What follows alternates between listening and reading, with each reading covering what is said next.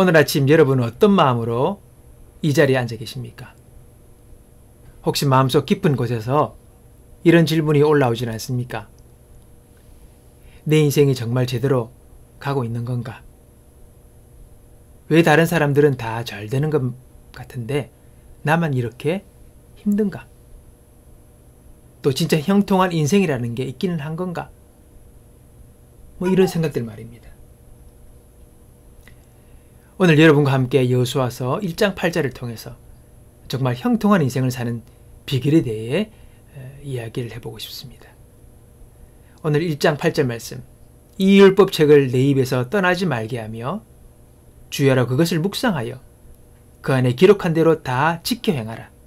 그리하면 내 길이 평탄하게 될 것이며 내가 형통하리라. 자, 여러분, 보통 사람들이 저 사람 정말 형통하다 라고 할 때 우리가 생각하는 게 뭡니까?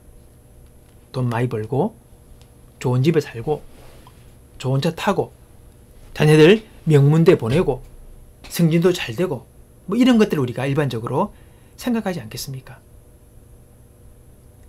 세상 사람들은 만사형통을 이렇게 생각합니다. 모든 일이 내 뜻대로 잘 되어가는 것이요. 내가 원하는 대로, 내가 계획한 대로, 내가 바라는 대로 술술 풀려나가는 인생을 형통한 인생이라고 생각을 합니다. 근데 성경의 형통은 좀 달라요. 요셉 이야기가 우리를 알고 있습니다. 성경은 요셉이 노예로 팔려갈 때, 억울하게 감옥에 갇혔을 때 형통한 자라고 했습니다. 우리의 상식으로는 이해가 안 됩니다. 노예가 무슨 형통이고 죄수가 무슨 형통입니까? 말이 안 되죠. 근데 창세기 39장 2절에 보면 이렇게 나와요. 여호와께서 요셉과 함께 하심으로 그가 형통한 자가 되어. 그렇습니다. 성경에서 말하는 형통은 하나님이 함께 하시는 것 자체가 형통이에요. 내 상황이 좋고 지금 나쁜 게 중요한 게 아니라 하나님과 내가 동행하고 있는가. 그게 바로 여러분 중요한 것입니다. 핵심입니다. 그렇게 되면 우리 인생은 성공적이고 그리고 승리하는 인생이 될 수가 있는 것이죠. 이스라엘 백성과 함께 가나안 정복이라는 큰 사명을 받은 여호수아. 자신의 이 업무를 성공적으로 치르기 위해 하나님께서는 그에게 비결을 말씀하고 계십니다. 어떻게 사는지, 어떻게 해야 될지 그 방법을 여호수아에게 가르쳐 주신 거예요. 오늘 여호수아뿐만 아니라 인생의 큰 문제를 앞둔 우리에게도 동일하게 적용되는 말씀인 것입니다. 우리가 함께 생각하며 새겨 듣기를 원합니다. 오늘 1장 8절을 자세히 보면 하나님은 형통한 인생의 세 가지 비결을 이야기합니다. 첫 번째는 이 율법책을 내 입에서 떠나지 말게 하라. 여러분, 왜 이 율법책을 내 입에서 떠나지 말라 그렇게 했을까요? 여러분, 마음으로만 생각하는 것과 입으로 말하는 것은요 진짜 달라요. 말씀을 입으로 소리내어 읽을 때에 우리 속에서 영적인 움직임이 일어납니다. 마음이 복잡하고 어지러워서 난장판이 되었을 때에 하나님의 말씀을 입으로 되뇌이면 고백하면 신기하게 마음의 질서가 잡힙니다. 창세기 1장을 보면 땅이 혼돈하고 공허했는데 하나님이 말씀하시니 빛과 어둠이 나뉘고 질서가 잡혀요. 우리 마음도 그래요. 말씀을 입에 달고 살면 혼란스러운 마음이 정리되고 평안이 찾아오는 것입니다. 현대의학에서 이 말, 언어, 이건 실제로 사람의 뇌와 호르몬, 외부 행동, 심리, 신체 건강에 직접적이고 실제적인 영향을 미친다고 나와 있습니다. 특히 긍정적인 언어는요, 건강과 회복, 부정의 언어는 스트레스, 질병의 위험을 높일 수 있다는 것이 현대 신경과학, 심리학, 행동의학의 일치된 결론입니다. 이거는 그냥 이야기가 아니라 논문으로 실제적으로 검증된 사실입니다. 오늘 우리 입술로 진리를 고백하는 것 너무 중요한 것입니다. 이 고백되는 진리가 우리의 모든 것을 관할하는 것이요. 이 말씀이 우리를 이끌고 변화시키는 겁니다. 그렇기 때문에 말씀을 입으로 고백하거나 또는 찬양으로 고백하고 기도로 고백할 때에 그 고백이 우리의 마음과 생각을 새롭게 하는 것을 경험하게 되는 것입니다. 여러분 기억하시기 바랍니다. 둘째는 주야로 묵상을 하고 있습니다. 주야로 묵상하다. 이 묵상의 히브리어는 하가.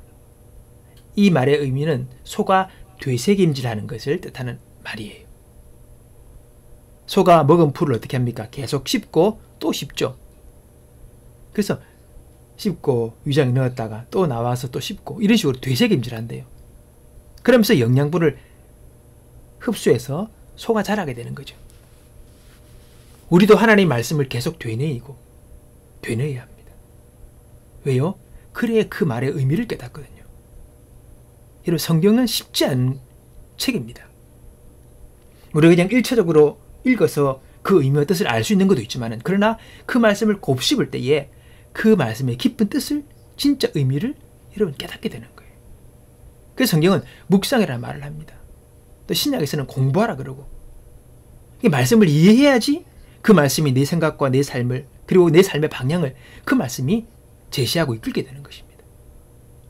무슨 말인가 모르는데 무슨 우리에게 영향을 미치겠습니까? 그래서 말씀을 묵상하고 그 의미를 새기라 그렇게 말씀하는 겁니다. 여러분 그렇게 하면 이 말씀이 우리의 마음과 생각을 자연스럽게 주장하게 되는 거죠. 내 생각에 말씀이 있고 내 생각에 진리가 있을 때에 그 진리와 주님의 말씀이 내 마음과 내 생각을 장악하게 되는 겁니다. 진리를 생각하면 진리가 나를 주장하고 욕심이 나를 생각하게 하면 욕심이 나를 주장하고 음란을 내가 생각하고 있으면 음란이 나를 주장하는 것입니다. 여러분 뭘 생각하느냐? 인생이 달라지는 거죠. 이 당연한 원리죠. 그래서 진리를 묵상하라. 말씀을 묵상하라. 그렇게 하나님께서 우리에게 그 원리를 가르치시는 것입니다. 요즘 세상이 얼마나 시끄럽습니까?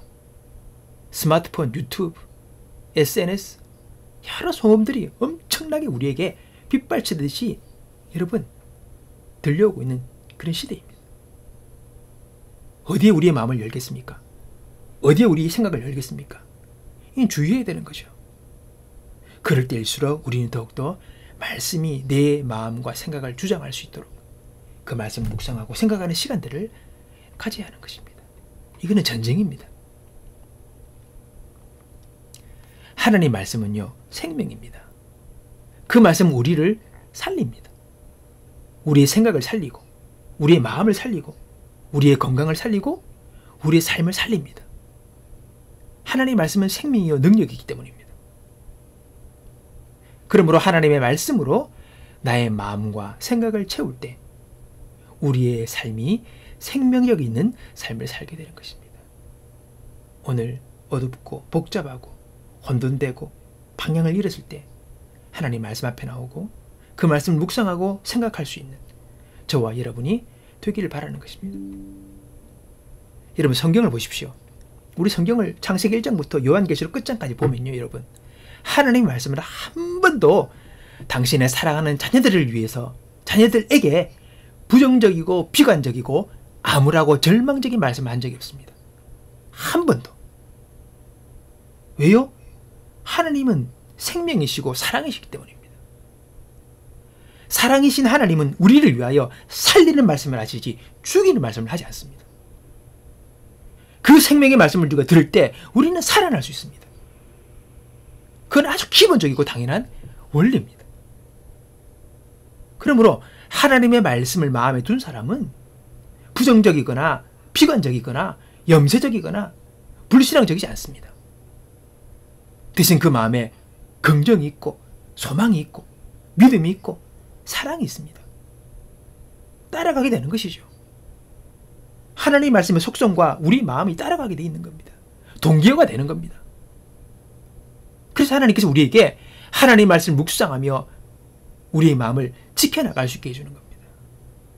어둠의 파괴적인 악마적인 생각들과 사고들 속에서 우리가 지켜나가지도 하나님이 우리 마음을 진리로 무장하라고 그렇게 말씀하시는 것입니다. 성경은 우리에게 우리 마음을 지키라고 하십니다. 뭐를 지킬 만한 것보다 내 마음을 지키라. 우리는 절대 스스로 무덤을 파는 생각을 가져서는 안 됩니다. 스스로 자기를 죽이고 파괴시키는 그런 생각을 하면 안 됩니다. 자학하거나 우울해하거나 비난하거나 스스로를 부정적인 생각, 파괴적인 생각, 실패에 대한 생각, 어둡고 아무런 생각들을 말아야 합니다. 떨쳐내야 합니다. 하나님의 말씀은 그것을 배격하게 되어 있습니다. 우리 마음을 지켜야 합니다. 여기서 전쟁의 승리가 판가름 납니다. 성경을 읽고 묵상하는 시간은 여러분 바로 하나님을 만나는 시간이에요. 하나님 어디 계십니까? 볼 수 있습니까? 만날 수 있습니까? 만질 수 있습니까? 하나님은 그런 분이 아니에요. 그런데 하나님 우리에게 그분을 만날 수 있는 통로를 주셨습니다. 바로 하나님의 말씀을 읽고 묵상하라는 겁니다. 그래서 성경의 신명기에서 보면 자녀들에게 말씀을 읽히고 묵상하고 심지어는 머리에 띄고 지방간에 붙이고 문지방에 뭐 이렇게 하나님 말씀을 가까이 하라고 계속 그렇게 교육의 방법을 이야기하죠. 앉으나 서나 왜요? 그 말씀이 자녀들의 생각을 주장하도록, 그래서 그 인생을 주장하도록, 그래서 성공적인 인생을 살도록 그렇게 말씀하는 겁니다. 말씀은 하나님이시기에 말씀을 읽고 묵상하는 시간 우리는 하나님을 만나는 거예요. 그래서 성경을 읽고 묵상하면 우리 마음에 평화가 옵니다. 용기가 오고 소망이 생기고 거기서 또 인사이트, 지혜가 생기는 겁니다. 저와 여러분 아침에 일어나자마자 또는 잠들기 전에 스마트폰부터 볼 게 아니라 잠시라도 기도하고 말씀을 읽고 묵상하는 그런 습관을 들일 수 있길 바랍니다. 그래서 우리의 마음을 새롭게 하시고 지켜주시는 그 주님의 은혜를 누리는 저와 여러분이 되기를 바랍니다. 마지막 세 번째는 다 지켜 행하라는 겁니다. 그 안에 기록된 대로 다 지켜 행해라. 말씀을 읽고 묵상하는 것으로 끝나는 게 아니라 그냥 아는 거로 끝나는 게 아니라 그 알고 깨달은 것을 행동으로 옮기라는 겁니다. 순종이 뭡니까? 내 뜻대로가 아니라 하나님의 뜻대로 따라가는 게 순종 아닙니까? 예수님도 겟세마네 동산에서 하신 기도, 대표적인 기도죠. 예수님의 삶을 딱 요약하는 한마디의 기도가 될 수 있습니다. 내 뜻대로 마시고 아버지의 뜻대로 되기를 원합니다. 신앙인들은 말씀에 순종하는 삶을 살아야 합니다. 즉 말씀 따라 사는 것이지요. 그게 능력입니다. 말씀에 순종하라, 다 지켜 행하라 이러면 우리가 선입관적으로 먼저 짐으로, 부담으로 확 다가오는 사람들이 있습니다.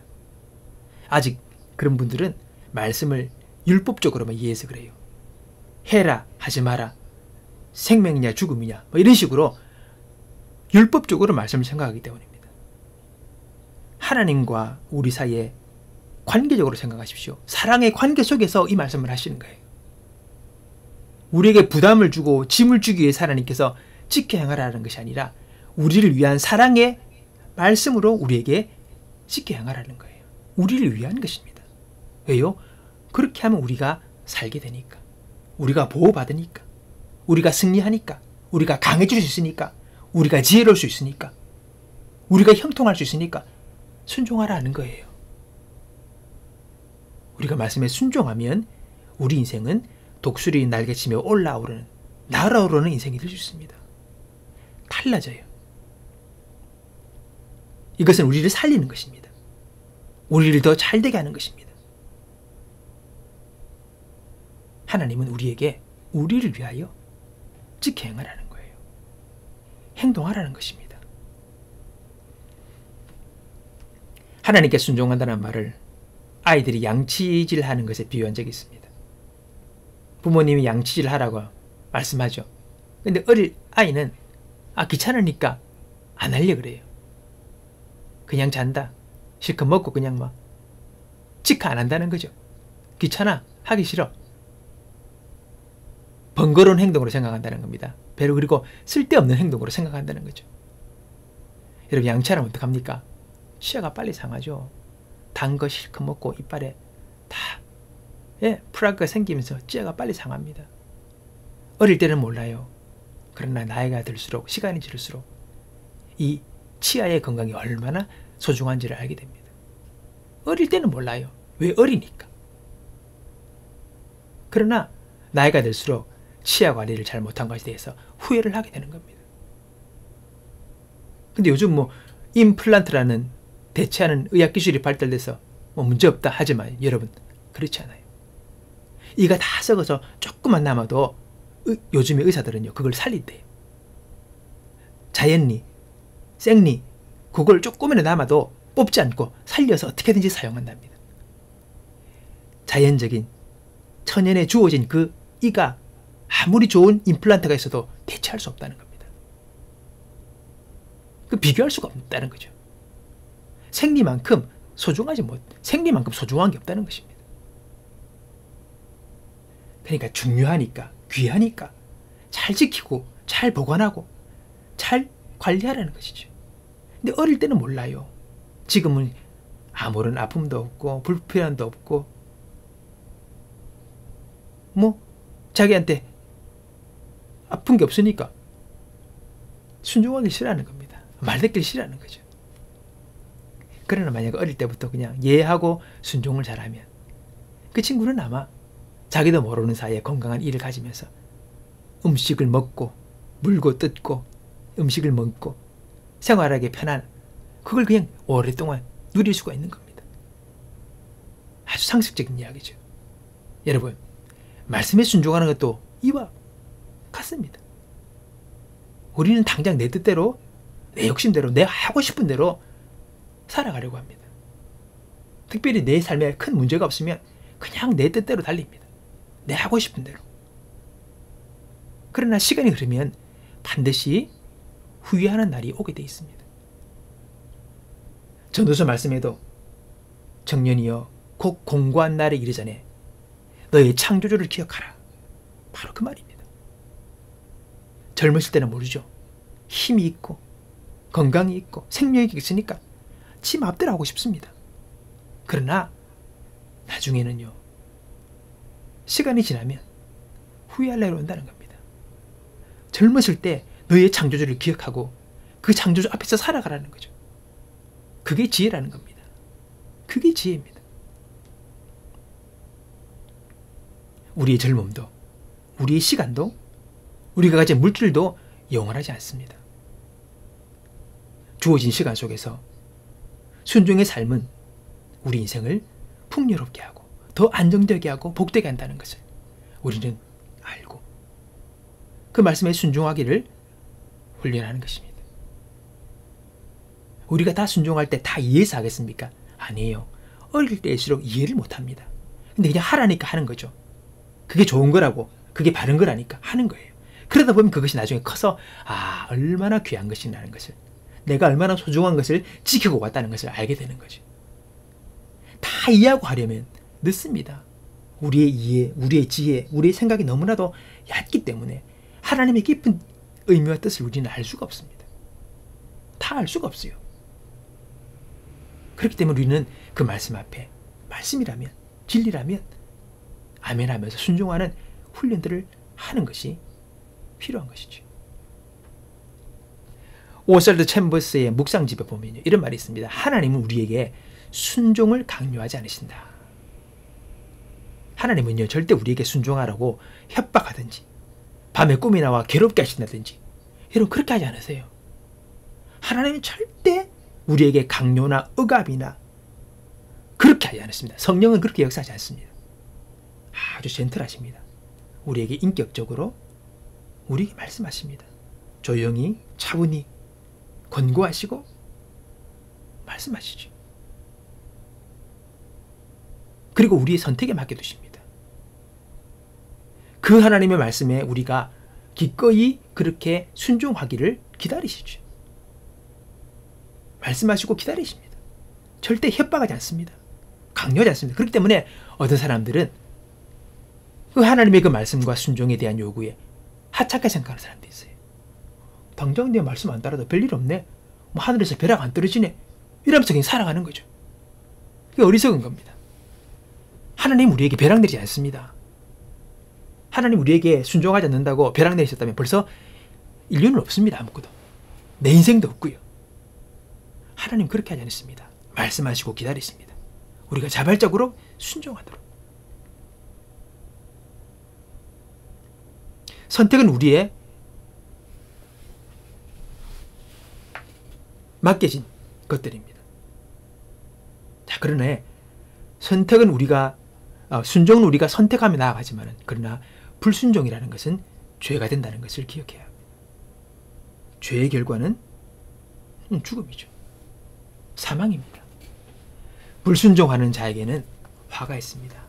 성경은 누누이 그런 말을 하십니다. 화가 있다. 화라는 말이 무슨 의미인가 찾아봤더니 슬픔이란 말이에요. 불순종하는 사람에게는 인생에 슬픔이 있다는 거예요. 기쁨이 아니라. 그래서 성경에 보면 슬픔 대신 희락을, 죄 대신 화관을 주신다 그러잖아요. 바뀌는 거죠. 주님 앞에서는. 그러므로 복된 인생이 되기 원한다면, 승리하는 인생이 되기를 원한다면 우리는 우리의 생각과 행동을 바꾸셔야 합니다. 바꾸셔야 합니다. 나는 그대로 있으면서 내 모든 주위 것들이 다 잘 되기를 바라지 않아야 됩니다. 중요한 건 납니다. 내가 바뀌어야 합니다. 내 생각이 바뀌어지고 내 습관이 바뀌어지고 내 행동이 바뀌어져야 합니다. 그건 당연한 거 아니겠습니까? 날마다 말씀으로 나를 새롭게 하는 삶이 있다면 우리는 날아오르는 인생을 살게 될 것입니다. 그게 원리입니다.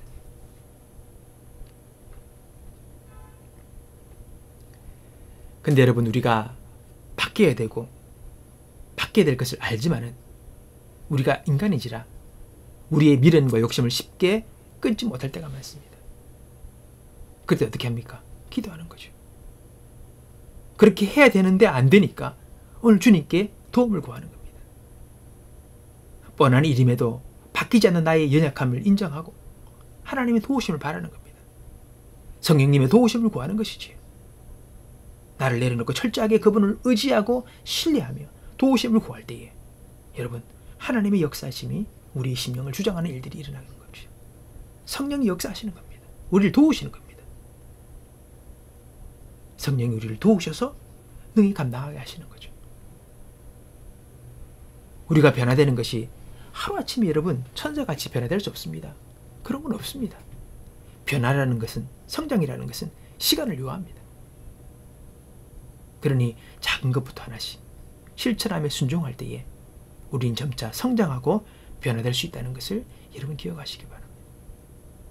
그래서 성경 우리에게 말씀으로 양육하고 배우고 성장하라. 예수 그리스도의 장성한 분량까지 자라라. 그렇게 말씀하시는 거죠. 자라나는 것은 시간이 필요합니다. 너무 자신에 대해 실망하지 마시고 뭐 실망할 거 있나요? 이미 다 바닥에 드러난 우리 모습들인데 나는 그래요. 연약해요. 부족해요. 참으로 무지몽매해요. 어리석어요. 너무 연약해요. 주님 알고 있습니다. 주님 도와주세요. 주의 은혜가 필요합니다. 그렇게 기도하며 우리가 나아가는 것이죠. 그러면 하나님 우리를 도우십니다. 성령께서 우리를 도우사, 연약한 우리를 도우사 우리로 하여금 이기게 하십니다. 승리하게 하시고 변화되게 하시는 것이죠. 아멘. 하나님께서 여호수아에게 명하신 이런 것들을 따를 때 어떤 결과가 있느냐? 그리하면 내 길이 평탄하게 될 것이며 내가 형통하리라. 그렇게 말씀합니다. 내가 말씀에 마음을 두고 순종하며 살아가면 그 결과, 열매가 평탄과 형통의 인생이 따라오게 될 것이라고 성경은 말하고 있습니다. 평탄과 형통이 목적이 아니라 그렇게 살면 그것이 열매로 따라오게 된다는 겁니다. 형통의 인생을 사는 비결, 승리하는 인생의 발이 바로 이것임을 우리는 알아야 합니다. 오늘 말씀을 제가 현대어 성경 번역본으로 한번 읽어보겠습니다. 이러한 가르침이 적혀있는 이 책을 내 입에서 떠나지 않게 하여라. 끊임없이 외워라. 그 가르침을 놓고 낮이든 밤이든 늘 명상하여라. 가르침을 끊임없이 곱씹어 보아라. 이 책에 기록되어 있는 대로 다 지키고 그대로 실천하여라. 그 말씀대로 따라 살아라. 그리하면 내 앞길이 평탄하리라. 모든 일이 잘 풀려서 안 되는 일이 없으리라. 아멘. 오늘 이 말씀이 저와 여러분의 삶 가운데 이루어지길 바랍니다.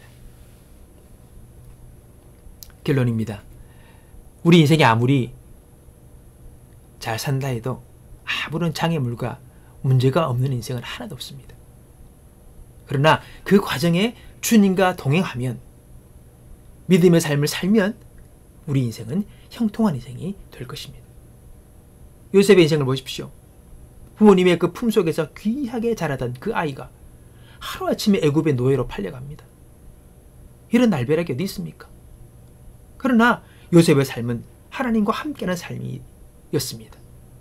지나고 보니 보디발의 집에 관리자가 되어 집사가 되어 집안을 경영했던 것, 그리고 모함에 걸려 정치인들의 감옥에 수감되어 그 옥에서의 세간들을 보낸 것들, 그 당시에는 한스럽고 절망적이고 정말 죽고 싶은 그런 시간들이었겠지만 그것들이 나중에는 애굽의 총리가 되어서 한 나라를 관리하는 정치인의 삶을 사는 것에 다 필요한 재료가 되었다는 것입니다. 야곱의 귀한 사랑을 받던, 참으로 편애받던 그 귀한 아들이 하루아침에 애굽의 총리가 될 수 없습니다. 그 과정이 있었기에 애굽의 총리가 되는 것이지. 한 번도 경험 없이 어떻게 그런 지혜로운 총리가 되겠습니까? 모든 것은 과정이 있는 것이지. 여러분, 다 그것이 필요한 살이 되고 피가 되어서 나중에 애굽의 총리가 된 요셉을 만들어냈다는 것입니다. 여러분, 이것이 분명히 기억하시기 바랍니다. 나중에 잘 사용하시려고 하나님은 이런저런 시련들, 어려움도 다 지나가게 하시고 겪게 하신 것이죠.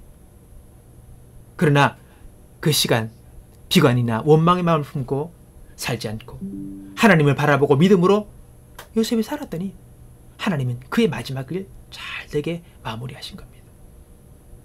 자기뿐만 아니라 요셉의 가족들을 살리고 이스라엘 민족을 일으키시는 귀한 역사에 요셉을 사용하신 것이지요. 오늘 저와 여러분들은 싸워야 할 적들이 앞에 있습니다. 인생의 큰 무거운 짐들과 난제들이 산적해 있습니다. 점령해야 할 가나안 땅이 우리 앞에 있습니다. 이 일들 앞에 우리가 두려워하거나 불안해하거나 걱정하거나 좌절하거나 낙심할 것이 아니라, 포기할 것이 아니라 이 일의 성공적을 결과를 이루기 위하여 우리 그 비결을 말씀하신 하나님의 그 말씀을 기억합시다. 말씀을 마음에 품고 그 말씀을 따라 우리가 순종하며 살아갈 때에 승리하는 인생이 우리에게 주어질 것이라고 주님 우리에게 가르쳐주고 계십니다. 오늘 그 비결을 따라 살아가는 저와 여러분의 인생 되기를 주님의 이름으로 축원합니다.